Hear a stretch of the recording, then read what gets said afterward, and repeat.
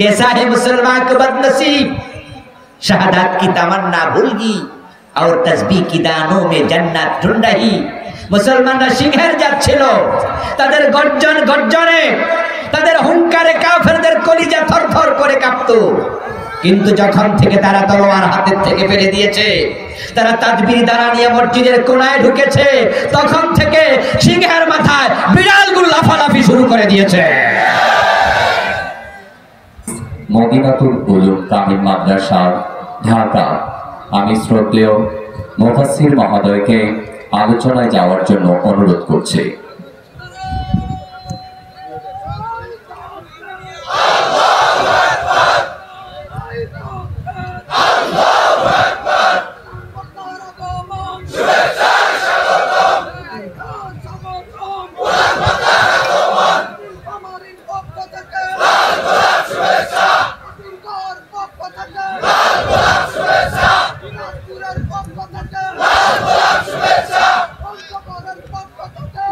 अस्सलामु अलैकुम व रहमतुल्लाहि व बरकातुहू।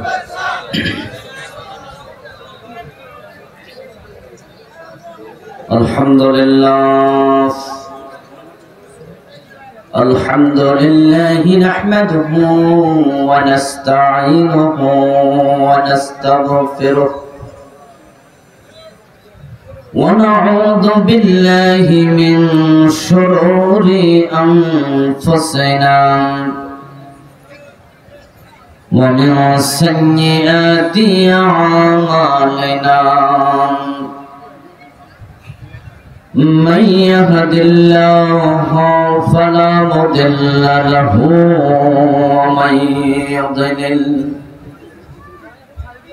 ومن يضلل فلن تجد له وليا مرشدا وأشهد أن لا إله إلا الله وأن محمدا عبده ورسوله أما بعد فقد قال الله تعالى في كلامه المجيد أعوذ بالله من الشيطان الرجيم بسم الله الرحمن الرحيم هو الذي أرسل رسوله بالهدى ودين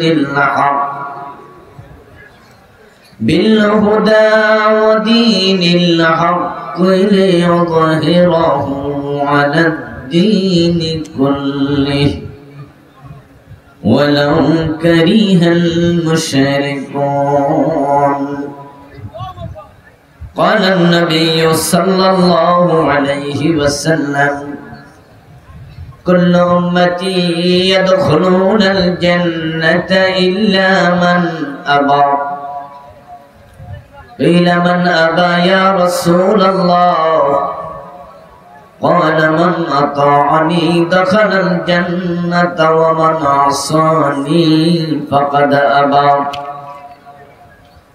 أو كما قال النبي عليه الصلاة والسلام. সকলে মেহেরবানি করে দুরূদ শরীফ পড়ুন। আল্লাহুম্মা সাল্লি আলা মুহাম্মাদিন ওয়া আলা আলি মুহাম্মাদ কামা সাল্লাইতা আলা ইব্রাহিম وعلى آل إبراهيم إنك حميد مجيد. اللهم بارك على محمد وعلى آل محمد كما باركت على إبراهيم وعلى آل إبراهيم إنك حميد مجيد. اللهم صل وسلم وبارك عليه কচুকাটা হাই স্কুল ময়দানে আয়োজিত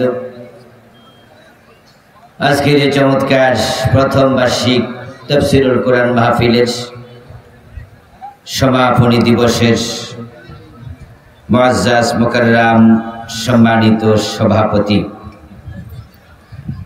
৭ নং কচুকাটা ইউনিয়ন পরিষদের সম্মানিত চেয়ারম্যান জননেতা জনাব আলহাজ মোহাম্মদ আব্দুর রব চৌধুরী সাহেব,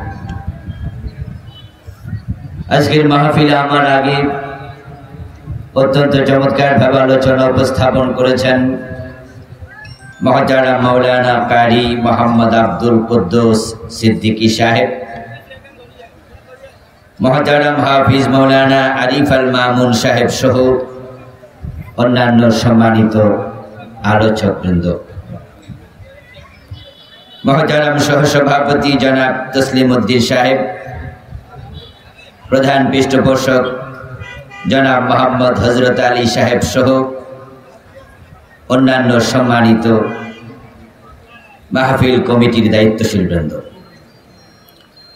মেহমান বৃন্দ, উপস্থিত হযরত উলামায়ে কেরাম, ইসলাম প্রিয় তাওহীদি জনতা, পর্দার অন্তরালের সতী সাধবী, সম্মানিত মা ও বোনেরা, সম্মানিত দিনী ভাইয়েরা, আপনারা কেমন আছেন? মাশাআল্লাহ,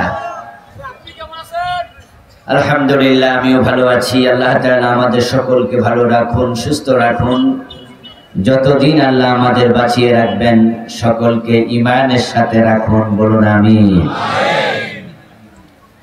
আল্লাহ তাআলার পবিত্র দরবারে লাখো কোটি শুকরিয়া জ্ঞাপন করছে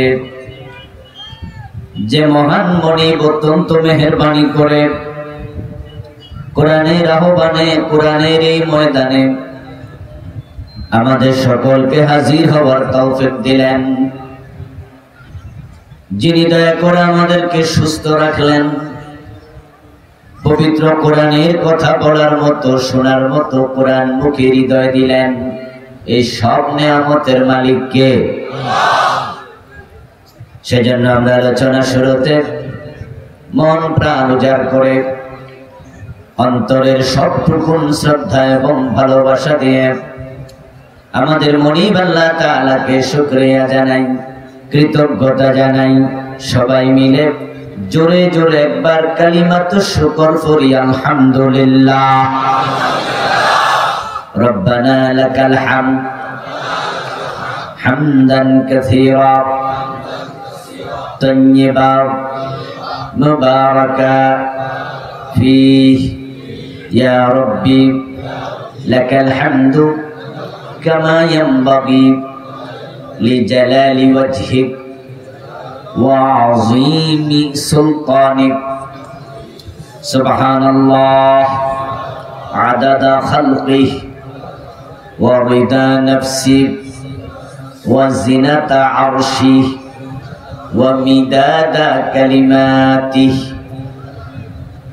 প্রিয় ভাইরা, আমি আপনাদের সম্মুখে পবিত্র কোরআন মাজিদ থেকে সূরাতুস সফের 9 নম্বর আয়াতে কারিমা তিলাওয়াত করেছি। প্রিয় নবীজি সাল্লাল্লাহু আলাইহি ওয়াসাল্লামের পবিত্র মুখ অনুসৃত একখানা ছোট্ট হাদিসে নববী পাঠ করেছি। আল্লাহ তাআলা তৌফিক দান করলে এখান থেকে কিছু কথা বলবো ইনশাআল্লাহ। সূরাতুস সফের 9 নম্বর আয়াতে আল্লাহ তাআলা নবী মুহাম্মদ সাল্লাল্লাহু আলাইহি ওয়াসাল্লামকে পৃথিবীতে কেন পাঠিয়েছেন, রাসূলুল্লাহর জীবনের উদ্দেশ্য কি ছিল, সেই প্রসঙ্গে আলোচনা করেছেন। নবী মুহাম্মাদের মতো মহামানবকে পৃথিবীতে পাঠানোর পিছনে আল্লাহর একটা উদ্দেশ্য আছে না নাই? যেই কাজ যত বড় হয় তার পিছনে উদ্দেশ্য হয় ততই বড়। আমাদের প্রিয় নবীর মতো মহামানব, উনার মতো সম্মানিত মানুষ পৃথিবীতে আর দ্বিতীয় জন নেই। এই মহামানবকে আল্লাহ পৃথিবীতে পাঠালেন মহা একটি উদ্দেশ্যকে সামনে নিয়ে। রাসূলের জীবন উদ্দেশ্য কি, সেটাই হলো আলোচিত আয়াতের প্রতিপাদ্য।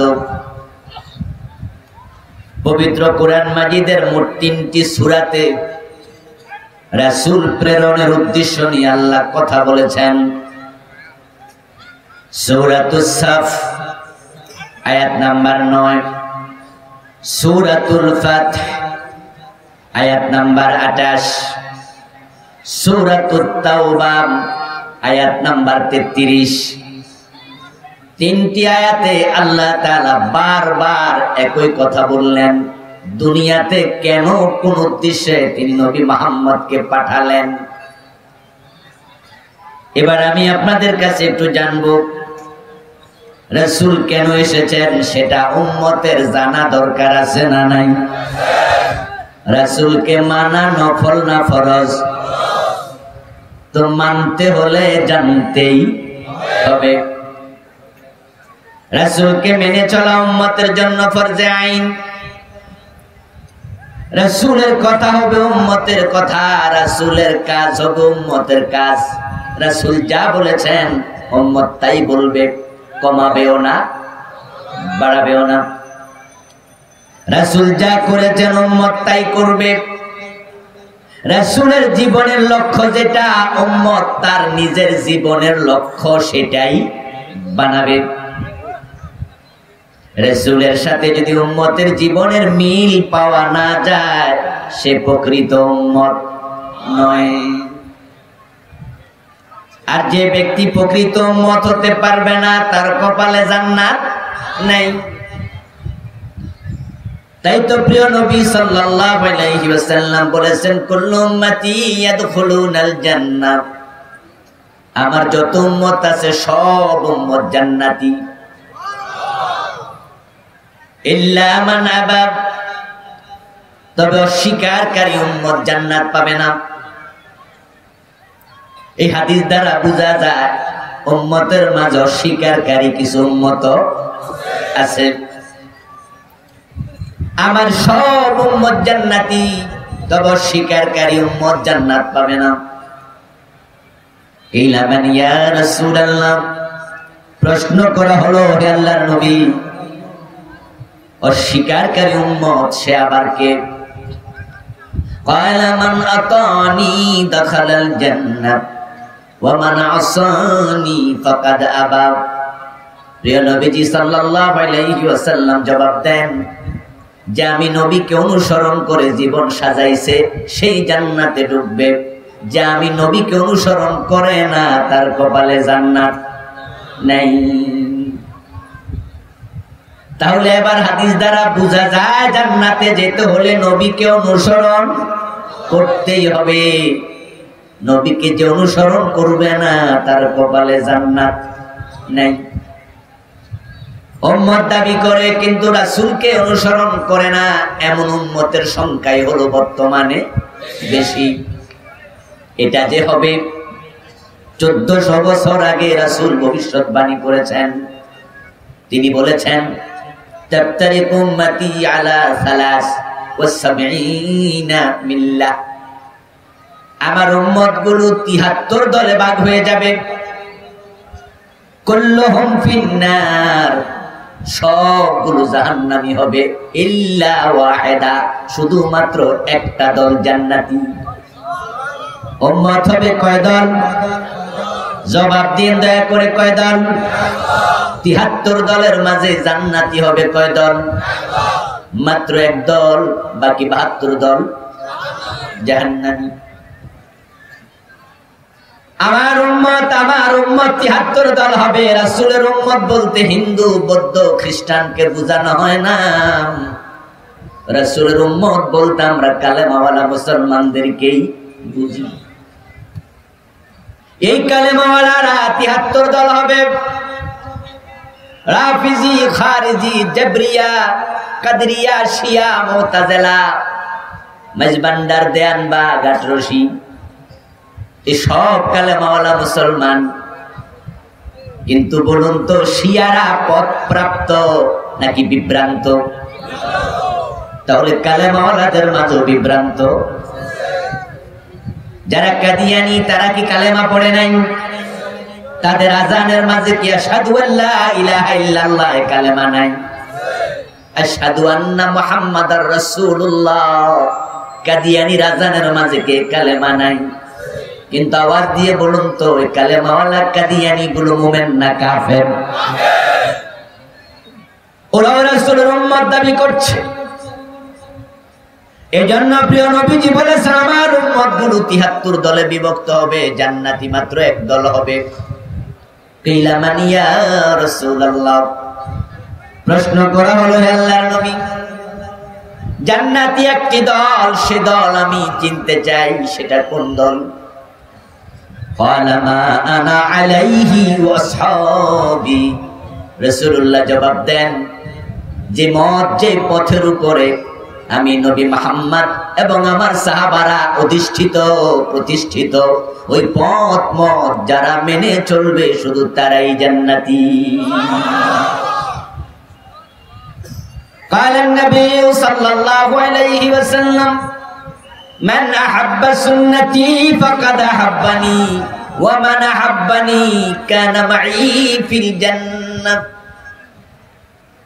অন্য হাদিসে প্রিয় নবীজি বলছেন যে আমার সুন্নাহকে অনুসরণ করবে, আমার মত পথ, আমার সিরত, আমার সুরত, আমার মতো দাড়ি হবে, আমার মতো চরিত্র হবে, আমার মতো টুপি হবে, আমার মতো জীবন হবে, যারা আমি নবীর সুন্নাহ ফলো করে জীবন সাজাবে, সেই লোকটা আমি নবী মুহাম্মদকে ভালোবাসলো, তার পরিচয় দিতে পেরেছে। ওমান আহাব্বানি কানা মাই ফিল জান্নাহ, এভাবে আমাকে মেনে যে আমাকে ভালোবাসে তার পরিচয় দেবে, সেই জান্নাত আমার সাথে ঢুকবে। আল্লাহর জান্নাতে যারা যেতে চায় তাদেরকে রাসূলের অনুসরণ করা প্রয়োজন আছে না নাই? রাসূলকে মেনে চলা নফল না ফরজ? ফরজে কিফায়া না ফরজে আইন? রাসূলকে মানতেই হবে। রাসূলের লাইফ স্টাইলের বাইরে নিজের লাইফ স্টাইল সাজানো যাবে না। জীবনের বটম থেকে টপ, পাকঘর থেকে সংসদ ভবন, ব্যক্তি জীবন থেকে আন্তর্জাতিক বলয়, আপনি আছেন যেখানে ইসলাম থাকবে সেখানে, ঠিক না? ইসলামকে সাথে নিয়ে যে চলবে সেই হবে জান্নাতি। রাসূল সাল্লাল্লাহু আলাইহি ওয়াসাল্লামকে অনুসরণ না করে জান্নাত পাওয়া যাবে না। এজন্য আল্লাহ তাআলা আপনার জীবনের সব কাজ রাসূলের সাথে মিলাইয়া তারপরে নেবেন। যে ব্যক্তির কাউল এবং আমল, কথা এবং কাজ আল্লাহর নবীর সাথে মিলবে না, তার কথা কাজের মূল্য আল্লাহর কাছে 1 পয়সাও নেই। একটি উদাহরণ দিলে বুঝবেন, যারা জানেন তারা একটু মুখ লড়াইয়েন, ঠোঁট লড়াই, একটু কথা বলুন তো, মাগরিবের ফরজ কয় রাকাত? কেউ যদি 4 রাকাত পড়ে সওয়াব একটু বেশি হবে না নামাজ বাতিল হবে?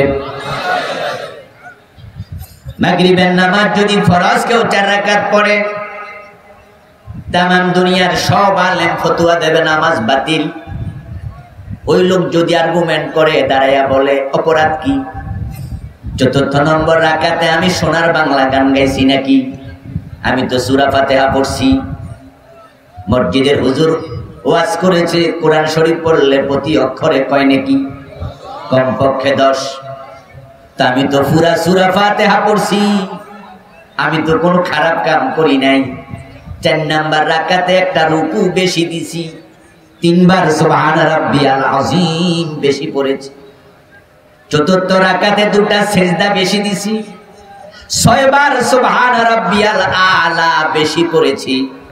তোমরা যারা 3 রাকাত পড়ছো, তোমাদের সে আমার 4 রাকাতে ইবাদত বেশি, সওয়াব তো বেশি হওয়ার কথা, বাতিল হবে কেন? আমার অপরাধটা কি? তখন আমরা সবাই মিলে একটাই জবাব দেব, কোন অপরাধ তুমি করো নাই। 4র্থ নম্বর রাকাত, ওখানে গান বাজনা করো নাই, কোনো অন্যায় কথা বলো নাই। শুধুমাত্র একটা প্রবলেম, তোমার মাগরিবের নামাজ নবী মুহাম্মাদের মাগরিবের নামাজের সাথে মিলে নাই। নাকি নাকি নাকি? সে কি 4 নাম্বার রাকাতে সোনার বাংলা গান গাইছিল? সে তো সূরা ফাতিহা পড়ছে। দেখতে মনে হয় কামটা খারাপ কিছু না, একটা রুকু বেশি দিছে, দুটা সিজদা বেশি দিছে, সে তাসবিহ একটু বেশি পড়ছে। সে যদি বলে যে আমার অপরাধটা কি দেখাই দাও, সুবহান রাব্বিয়াল আলা, এটা কি অপরাধ? আচ্ছা, আল্লাহকে রুকু করা সিজদা করা কি অপরাধ?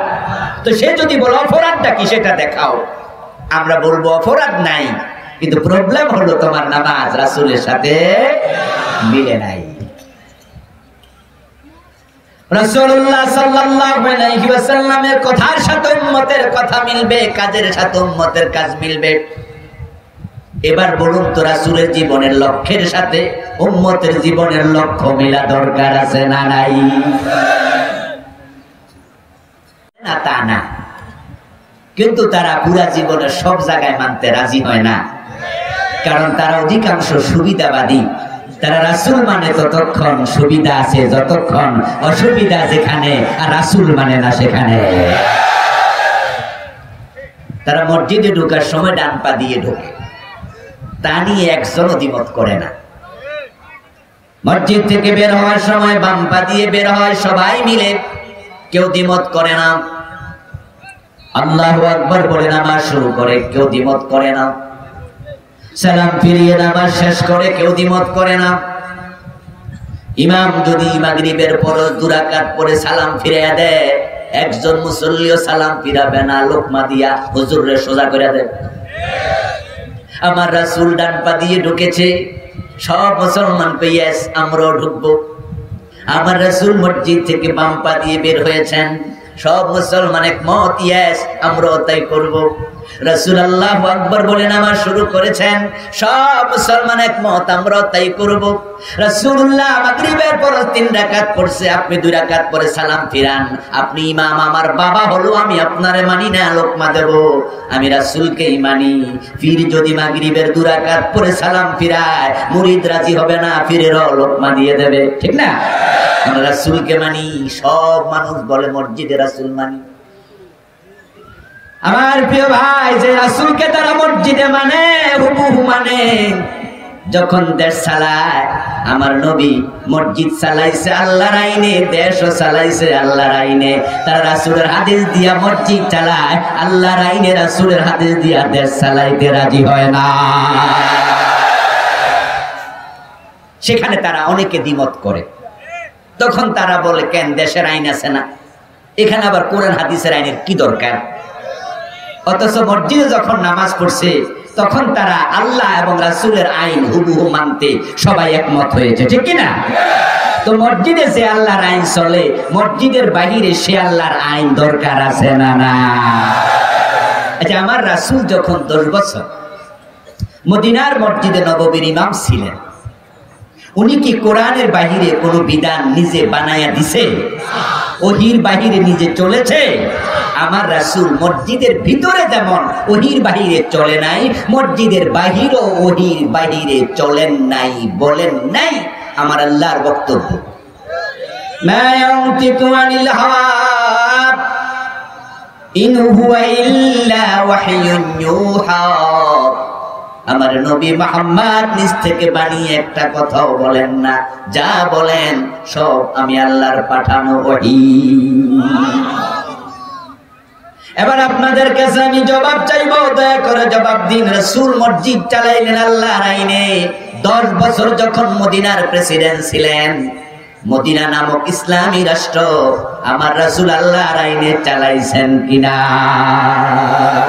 চালাইছে। তো রাসূলকে যারা অনুসরণ করবে, শুধু মসজিদে করবে না মসজিদের বাহিরেও করবে? কিন্তু মসজিদের বাহিরে কি রাসূলকে মানতে সব মুসলমান রাজি হয়েছে? কারণটা কি? কারণ হলো সুবিধা আর অসুবিধার মাসআলা। মসজিদে ডান পা দিয়ে ঢুকলে তারা জানে তাদের সুদী ব্যাংক বন্ধ হবে না, বাম পা দিয়া বের হলে সিনেমা হল বন্ধ হবে না, আল্লাহু আকবার বলে নামাজ শুরু করলে তাদের মদের ব্যবসা বন্ধ হবে না, মাগরিবের ফরজ নামাজ 3 রাকাত পরে সালাম ফিরায়া নামাজ শেষ করলে তাদের লুটপাট করে কানাডায় বাড়ি বানানো বন্ধ হবে না।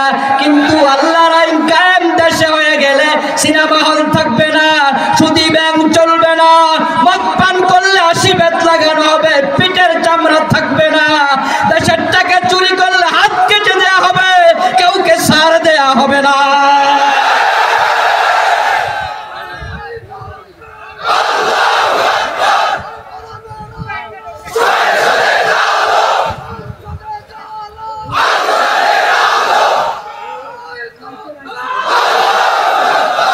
আমার প্রিয় বন্ধু রাসূলুল্লাহ সাল্লাল্লাহু আলাইহি ওয়াসাল্লাম যে কোরআন মেনে দেশ চালাইছেন, মসজিদ চালাইছেন, ওই কোরআনের মাঝে আছে ফাকরাউ মা তায়াসসারা মিনাল কোরআন।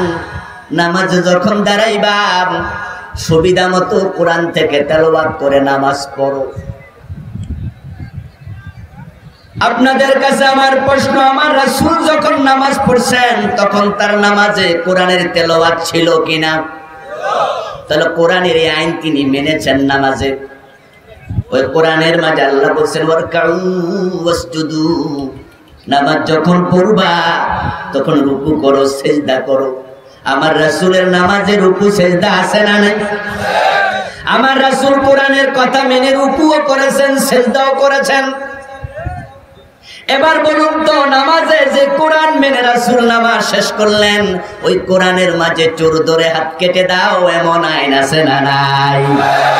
আমার রাসূল কি রাষ্ট্র চালানোর সময় এই আয়াত মানেন নাই? আস-সারিকু ওয়াস-সারিকাতু ফাকতাউ আইদিয়াহুমা। আমার আল্লাহ বলছেন নারী আর পুরুষও চুরি করলে তাদের হাত কেটে দাও। আমার রাসূল বলেন আমার মেয়ে ফাতেমা যদি চুরি করে আমি ফাতেমার হাতটাও কেটে দেব।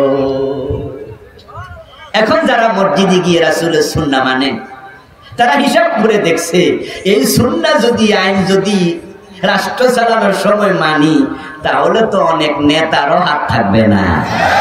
দেশের টাকা চুরি করে কানাডায় বেগম পাড়ায় বাড়ি বানাচ্ছে এমন নেতাও বাংলাদেশে 2-4 জন আছে না নাই?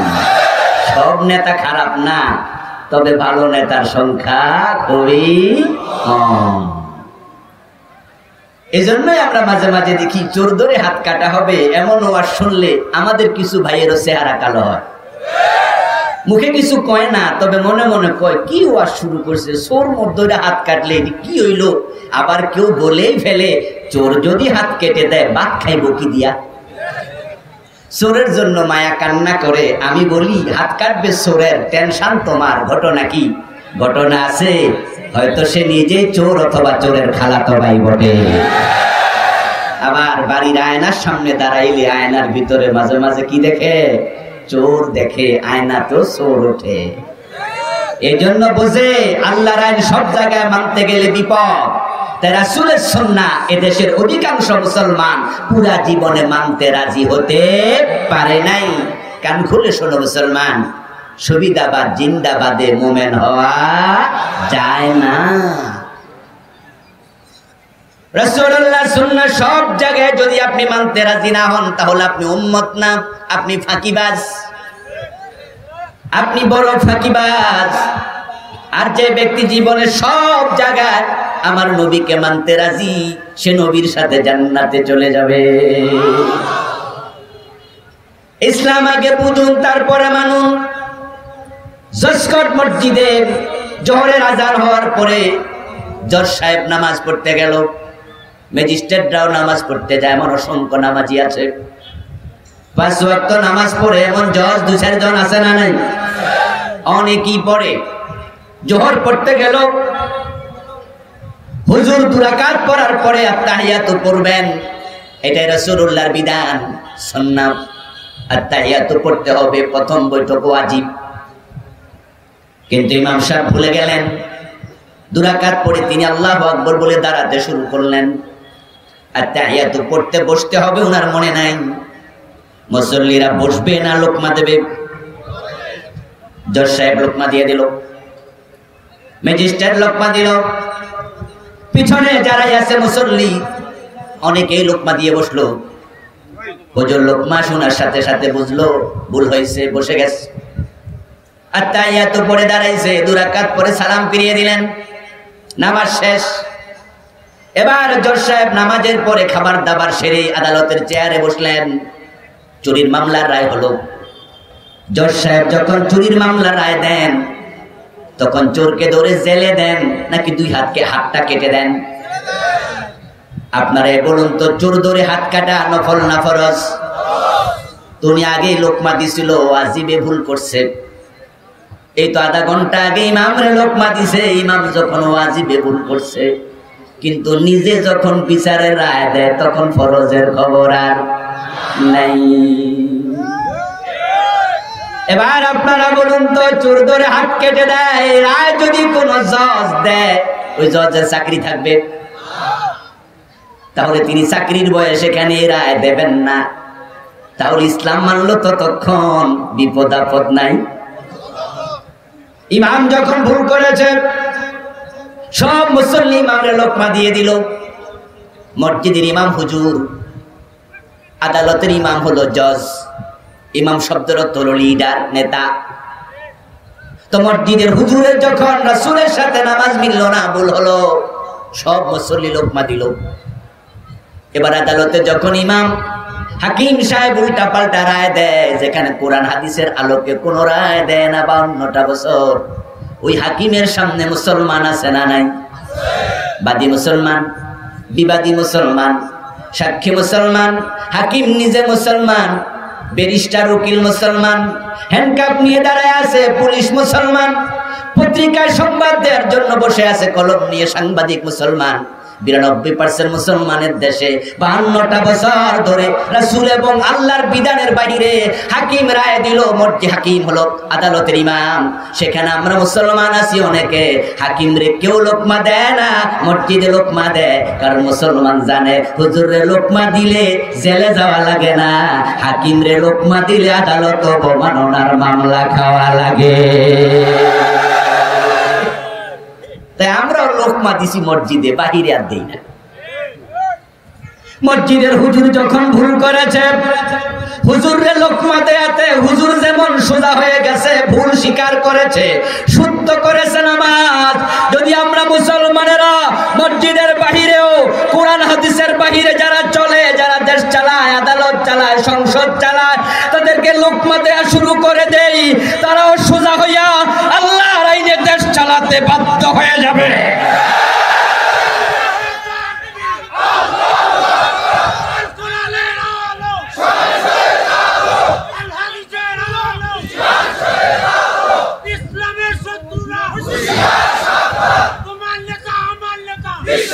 আমার প্রিয় ভাই, রাসূলুল্লাহ সাল্লাল্লাহু আলাইহি ওয়াসাল্লাম এবং তার সাহাবারা যদি ইসলামের বিপরীত কেউ বলে, কেউ চলে, তারা শুধু মসজিদে প্রতিবাদ করতেন।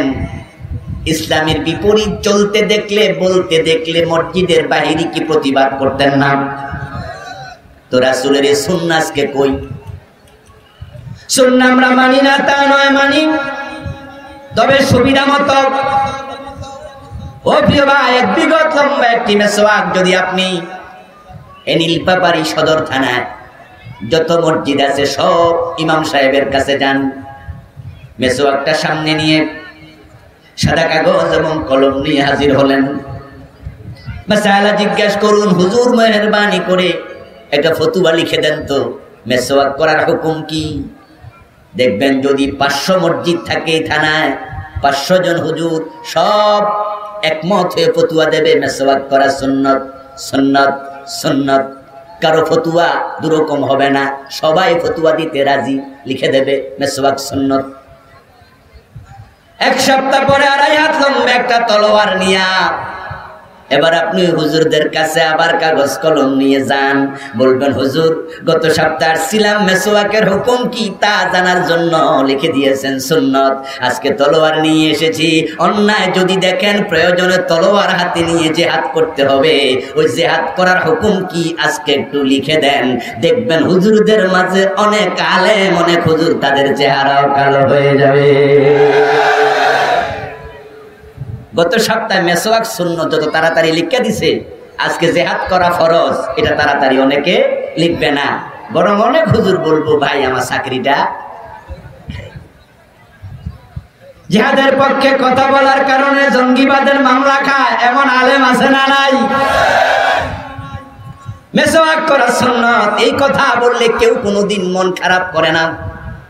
কিন্তু জিহাদের ওয়াজ শোনার পরে জিহাদের মাঝে গন্ধ পায়, রাজনীতি খোঁজে, জঙ্গিবাদ তালাশ করে, এমন কিছু জালেম মুসলমানের সন্তানদের ভিতরে আছে না নাই?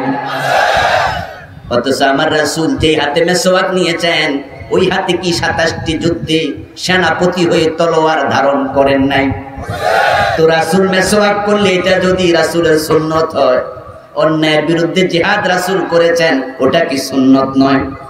তো তুমি মেসওয়াকের ওয়াজ শুনলে খুশি, জিহাদের ওয়াজ শুনলে তুমি জঙ্গিবাদের গন্ধ খোঁজো। প্রমাণ হলো আমার নবীর সুন্নাহ জীবনের সব জায়গায় মানতে এখন আপনি রাজি নাই। আমার ভাইয়েরা, মুসলমানরা যেদিন থেকে ইসলামকে সুবিধা মতো মানতে শুরু করছে, কিছু মানে না, সেদিন থেকে মুসলমানের কপাল পুড়ে গেছে। এক সময় মুসলমানের এক হাতে ছিল কোরআন আর এক হাতে ছিল তলোয়ার।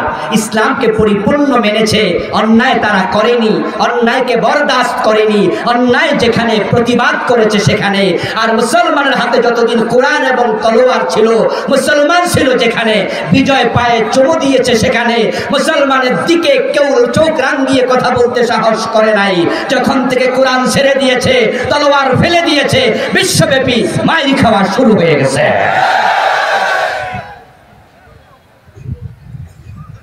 আল্লামা ইকবাল রাহমাহুল্লাহ জন্য বলেছেন, ও জমানে মে মুআজ্জাজ थे হামিলে কুরা হোকর और तुम खार हुए तारके कुरा बनकर। আগেকার জামানার মুসলমানরা সম্মানী ছিল সব জায়গায়, অর্ধ পৃথিবী তাদের হাতের মুঠোর ভিতরে ছিল। কবি নজরুল চমৎকার ভাবে বলেছেন, অর্ধ পৃথিবী করেছো শাসন, ধুলার তথ্যে বসে, খেজুর পাতার প্রাসাদ তোমার বারে বারে গেছে খসে। আজকের ইটালি তৎকালীন রোম সাম্রাজ্য হযরত ওমরের সময় বিজয়ী হয়েছিল। কালেমার পতাকা রোমে পথ করে উড়েছিল। পারস্য সাম্রাজ্য হযরত ওমরের সময় বিজয়ী হয়েছিল। অর্ধ পৃথিবী মুসলমানের হাতে ছিল। স্পেনে মুসলমানরা প্রায় 700 বছর কালেমার পতাকা উড়িয়েছিল। এই ভারত উপমহাদেশ মুসলমানরা প্রায় 1000 বছর শাসন করেছিল। সেই মুসলমানেরা আজকে তাম দুনিয়াতে মাইরি খাওয়া জাতি। মুসলমান যেখানে মাইরি খায় সেখানে Bosnia, Chechnya, Somalia, Kashmir, Algeria, ফিলিস্তিন, সিরিয়া, ইয়ামান, গুজরাট, মায়ানমার, তাকিয়ে দেখো মুসলমান শুধু মাইর খায়, শুধু মাইর খায়। এর কারণ একটা, এখন মুসলমানের হাতে কোরআনও নাই, জিহাদের তলোয়ারও নাই। মুসলমানরা এক সময় তারা তলোয়ারের ছায়ার নিচে জান্নাত খুঁজে বেড়াতো। শাহাদাতের তামান্না ছিল সকল মুসলমানের হৃদয়ে। আর এখন তারা শাহাদাতের তামান্না ভুলে গেছে। জিহাদের তলোয়ারের নিচে জান্নাত খোঁজে না, এখন তাসবির দানা নিয়ে মসজিদের কোণায় ঢুকেছে। 100 দানার তাসবির দানা 1000 দানায় রূপ নিয়েছে। এখন মসজিদের কোণায় খুঁজে সুবহানাল্লাহ সুবহানাল্লাহ পড়ে তাসবিহ আর জান্নাত খুঁজে বেড়াচ্ছে। আরে অথচ রাসূলুল্লাহ বলছেন, আল জান্নাতু তাহতা জিলালিস সুয়ুফ, জান্নাত হলো তলোয়ারের ছায়ার নিচে। আল্লাহর নবীর সুন্নাহ তাসবিহ পড়ো, আল্লাহর নবীর সুন্নাহ নফল নামাজ পড়ো, আল্লাহর নবীর সুন্নাহ মুখে দাড়ি রাখো, আল্লাহর নবীর সুন্নাহ মাথায় টুপি দাও। আবার সে নবীর সুন্নাহ অন্যায় দেখলে বাঘের মতো হুঙ্কার দিয়া তলোয়ার নিয়ে ময়দানে চলে যাও। আমার রাসূল যেমন জায়নামাজে ধনী ছিলেন, নামাজি ছিলেন, আবার যুদ্ধের মাঠে তিনি বীর মুজাহিদ ছিলেন, ঠিক কি না? রাসূলের সুন্নাহ সবটা, আংশিক না। আমাদের কপাল কি আর এমনি পড়ছে? আল্লামা ইকবাল রাহিমাহুল্লাহ আরেকটি জায়গায় চমৎকার ভাবে বললেন, शेर की सैर पर बिल्ली खेल रही, कैसा है मुसलमान को बदनसीब, शहादत की तमन्ना भूल गई और तस्बीह की दानों में जन्नत ढूंढ रही। আল্লামা ইকবাল রাহিমাহুল্লাহ বলেন, মুসলমান তো সিংহের জাত ছিল। মুসলমান কি বিড়ালের জাত না সিংহের জাত? জোরে বলতে হবে বিড়াল না সিংহ। শাহজালাল রহমতুল্লাহ আলাইহির দিকে তাকান, আমাদের দেশের কিংবদন্তি, এ দেশের ঘটনাই তো। উনার বাড়ি ছিল ইয়ামান। দিনের দাওয়াত দেওয়ার জন্য বাংলাদেশের সিলেটে তিনি এসেছিলেন। কিছুদিন পরে তিনি এক মুসলমানের ক্রন্দন শুনলেন। জিজ্ঞাসা করলেন কে কাঁদে? উত্তর দেওয়া হলো বুরহানুদ্দিন নামে একজন আল্লাহর বান্দা। কেন কাঁদছে? তার ছেলে শিশু জন্ম নিয়েছে, নাম ছিল নাসিরউদ্দিন। ওই ছেলের জন্মে বকরি জবাই না করে আকিকা করার জন্য গরু জবে করেছিল। এই খবর ওখানকার প্রেসিডেন্ট রাজা যে ছিল গৌর গোবিন্দ হিন্দু, তিনি গরু কেন জবাই করেছে এই কারণে বুরহানুদ্দিনের কলিজার টুকরা সন্তানকে কোল থেকে কেড়ে নিয়ে জবে করে দিয়েছে। অসহায় সে বাবা কাঁদছে। হযরত শাহজালাল রহমতুল্লাহি আলাইহি যখন শুনলেন এত বড় জুলুম, এত বড় অন্যায়, তখন তিনি তাসবিহ দানা নিয়ে মসজিদের কোণায় ঢুকছে না তলোয়ার হাতে নিয়ে প্রতিবাদ করেছে? কোনটা? আমরা সবাই জানি গৌর গোবিন্দের বিরুদ্ধে তিনি তলোয়ার হাতে নিয়ে জিহাদের আহ্বান করেছেন। এটাই ছিল মুসলিমদের ইতিহাস। তারা তাসবিহ দানায় না, বরং তারা তলোয়ারের ছায়ার নিচে জান্নাত খুঁজতো। মুসলমান বীরের জাত, তারা বিড়ালের জাত না। আল্লামা ইকবাল বলছেন, সার কি শের ফর বিল্লি খেল রহি, कैसा है मुसलमान को बदनसीब, शहादत की तमन्ना भूलगी और तस्बीह की दानों में जन्नत ढूंढ रही। মুসলমানরা সিংহের জাত ছিল। তাদের গর্জনে, তাদের হুঙ্কারে কাফেরদের কলিজা থরথর করে কাঁপতো। কিন্তু যখন থেকে তারা তলোয়ার হাতের থেকে ফেলে দিয়েছে, তারা তাদবির দানা নিয়ে মসজিদের কোণায় ঢুকেছে, তখন থেকে সিংহের মাথায় বিড়ালগুলো লাফালাফি শুরু করে দিয়েছে।